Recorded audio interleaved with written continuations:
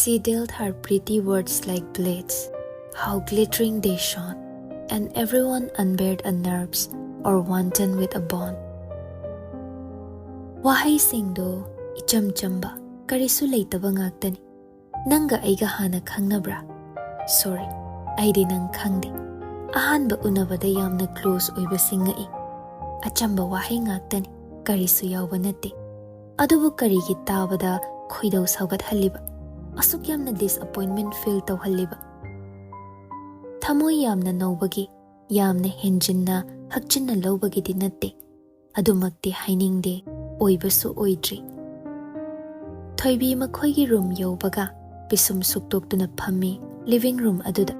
Nancy sutanarakuna nakalda changsilei. Thoibi, ai shorga phul. Kaino nang hairamidobo asengbro? Hojikpo ai phagi dawga draibema. As adudi ekhoi associate si nangi ex oira. Natte. Ex makti natte. Ibani koina kide. Nancy amukka hena mamit lau thore. Maya kaduna ngaihak thoibide yenglaga brab brab hai.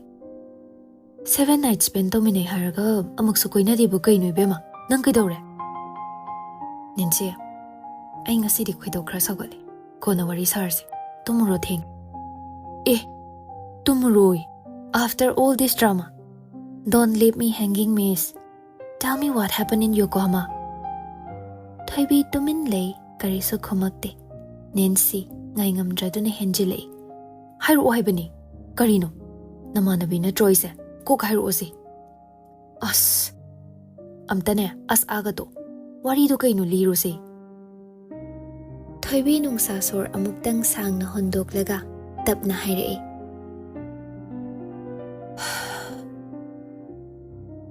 Around 6 years back, I stayed at my second cousin's place in Yokohama.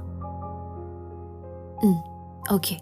Then 2 months kumbalay. Nang khangbra, aina Japan da settle to kra haibada. Wari di tari. Amukta di thengnadri. Aina chichegi manakta leiba matamduda maga thengnakibani. Ahanba thengnabadadi magi paper research ki lakpani hai. Adubo iramdi. Masu vacation lakpo irami. See, he is such a habitual liar. Adum oidaba ngangba jani. Faker ni.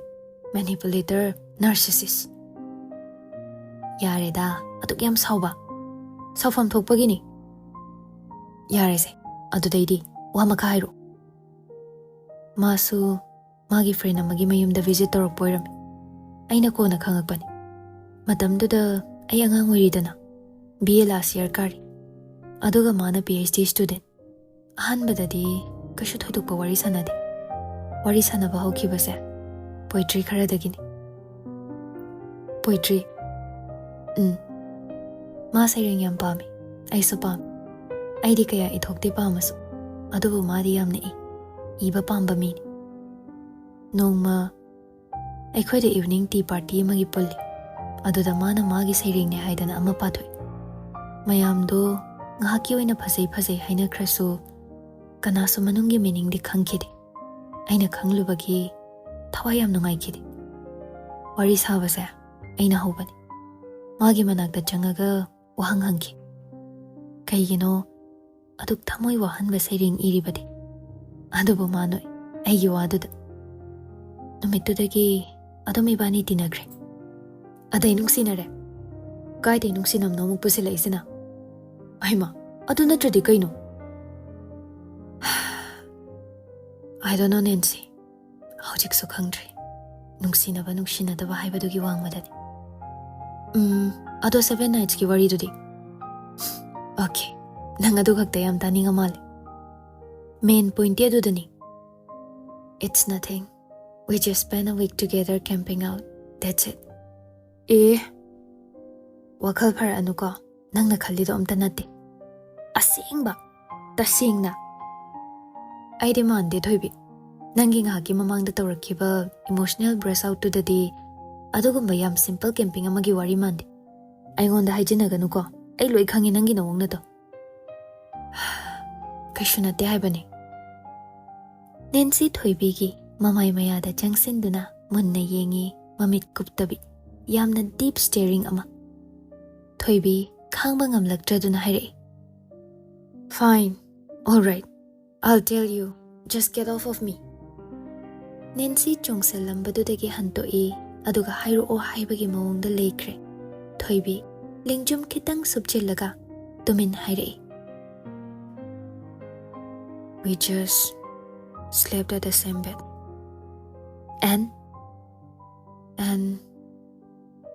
And stared at the ceiling. And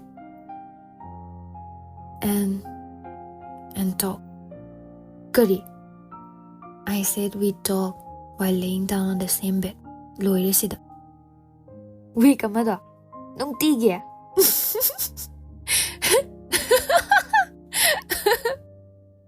Thoibi saurap ngangi. Adumain tau doi di kai gi hangino.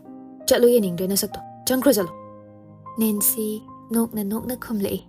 I mean, who will believe that nonsense narration, Thoibi? Nang literature student na draw. Kitang oibe apa warim ta suliro. 2 adults, a man and a woman, slept on the same bed together for a whole week. And what they did was just talking. Ha, sibu kanan thazadoino ba? Thazadrasu phari. Asing kiro nangise. Natradi kaino. Khanglaw lauraga khumlakli handamukti. Nancy laknarambadu leple. Phagi tauruba yaba matang natlaktre khangbadagin. Chumna phamkre. WakhaL da khali. Tasengna oiraba zatla. Yamna strange oiba wari amadi oire. Makha khangningle. Aduba hojik makha amuk hangluba haise. Thoibina mangonda apai ba pot na thomlakpagi phibam ama ure. Hangluba yaba natre khanduna famlambadagi haugatli. Phare. Hayeng class thengani tumase. Ai changage ko. Good night. Thoibi sumakok nomladuna khumi. Hoi. Good night. Nancy room da changkraba matung. Thoibi su magi room da changle. Thong hek lon sinbaga masa mathanta phidring chungi.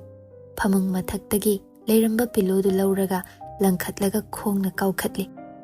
Minute ama room adumna wal oiruraga phamung mathakta ka khattuna khongrai chena phami sukhasana posta lai ningbago sor sangna hontoi.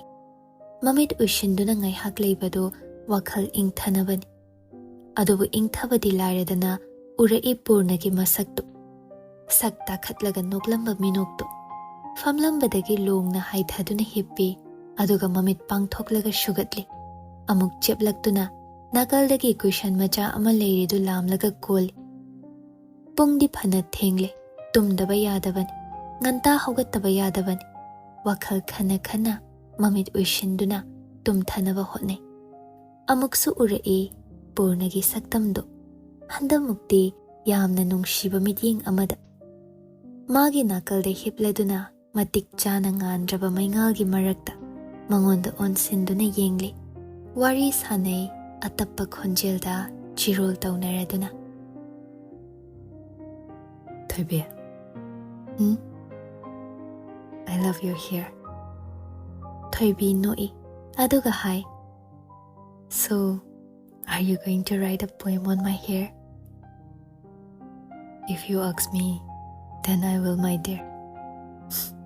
You're such a flirt. A flirt. That's very indecent. Am I indecent? Asi hai na purna Thoibi de yeng. Aduga nokmiraduna makatarai. Okay. Right now, I'm being indecent. At least you know that. Inak-nak na pangliba mangonda, kup na yengliba purnagi mamit anido. Thoibi gi makhut na lamdo na khumjili. Aduga hai, tap na, chirol oina. Just close your eyes and sleep. The way you stare at me is dangerous, Mr. Indecent. Thoibi mamit khang pang thoi. Aduga haugatlaga amuk phami. Tumba yararoi khangladuna novel ama lawthoklaga paaba hawi. Mathangi numittadi yahau thengle. Morning class nangnaba hotnabado awaba amani. Tawdaba yadaba hana tawi. Neko changi chanaba hana thabi. Ising aphaba sinto ami. Magi nungshine yokpa haudongni. Nancydi ngantana chatlamli. Ma khaktani tumba yadaba, ma khaktani yahau thengba. Hobe hobe metro phawba khongna lae aduga tongkhatli. Women's compartment ta chatpa nangdraduna mayamgi general compartment aduda tongi. Phampham di phangde thong nakalduda lepe. Tumsit phadabagi hakam chaladuna yengkhatlakpada thong nakal amada purna leptuna leirami. Thoibi khangpre khangi hakam chalambado mayaida tatli. Good morning. Purna na greet tawrae. Thoibi noksinnaraduna morning. Yam thazade. Purna khumlakte hoi haibagi mawongda makoktamak nomle. Station yamba natte ani muktani yamna thuna yawi. Ani do wa ngangnade. Station mapanda thoklakpaga auto rickshaw amuk chattawribani campus manung yawnaba. Upai leite punna amuk tongminare. Department su punbanina chap manaba mafamda kumi. Bharadi purna na pire. Thoibi bhara share tawshi haidana purnagi matung inarae. Sumnungaite aigi sarukto piraki. Yareda lupa kundo kaido haibano ai. Cha thakpa yai. Ai cha pamde. Pami dude. Karum kanda. Chahi mari mamang. Ai khangde na ngangido. Cha natrasu coffee yai. I don't drink coffee too. And in case you're going to say it's something worth ₹20, then let me brief my likings. I don't like snakes, cookies, and cake, especially tiramisu. I also don't like smoking and drinking. So, keep your ₹20 and go attend your class. It's already late, Miss Thoibi. Thoibi chap yungduna leplaga leihore. Purnamang thana chakhatkre. Karino, masigi nupasibo. Karigino mana khatnaba horibase. Hojikpo angang machadauna mare yetna khidra.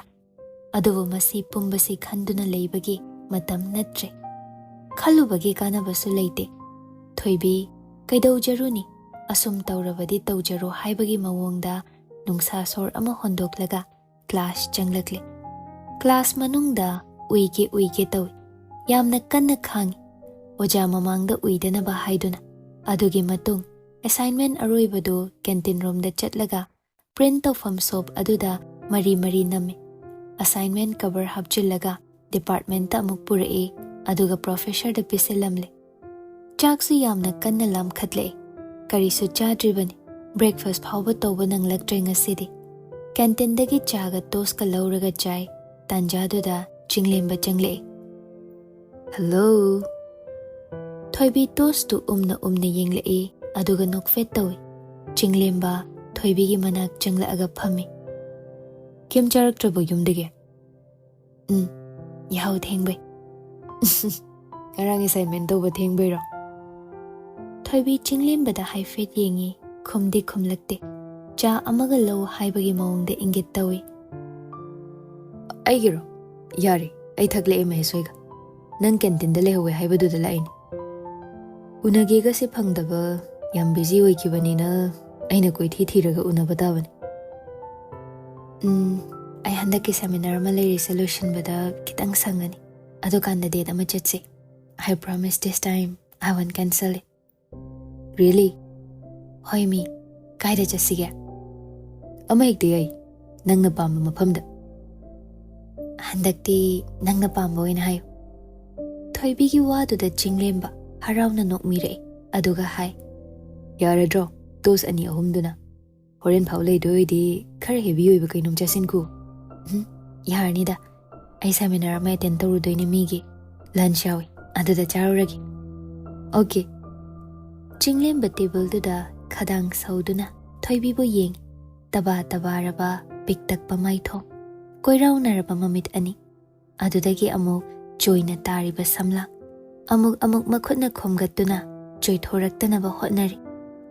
Every gesture khuding pangnongda nungsi iphata phase masina oibatai. Mamangda promises mayam ama break tawkhrabasu sauba ngamdreba. Warobagi ihul thokla uyadreba. Tasengna ma Thoibi budi yamna pamjari. Chinglembana adumna leibaduda thoibi chana chana hairei. Nangdi seminar leitro swaida phamdok leirisibo. Lei. Thengdribo kaino chatlo phamano. As khuhaise. Nang chaba loibaga chasise. Kashu kaide haife thengba. Loire he. Asi haiduna thoibi chado amuktangda thakchili aduga hogale. Chinglemba ingak ngai. Loirabo. Loire lao. Thoibi Chinglembagi makhut samduna canteendagi puthore. Aduga chatlo haibagi mawongda tapna illi. Chinglemba samliba khutto adum paisinduna le. Pak hek machi lengde. Thoibi pisum sukladuna hai. Nang PhD ga se professor na cancel torokpa pambra. Hayo, nang mire moiba pambra ba. Hore. Chinglemba, aidi masagi mathau masak khangdaba midi pamde. Neglect chaba misu pamde. Nang adugumba mi oige khanbra hayo. Oiningde ba. As nang sidi. Yare se chatlagi. But give me a hug first. Thoibi changsinduna Chinglemba da koli. Chinglemba su kolaktuna Thoibi gi makokta nanbira e. Aduga hai. Horen hanminaba yardi hanminasi. Pau hairo. Hairaki. Yam tanna Chinglemba du chatkre. Thoibi yengduna lei.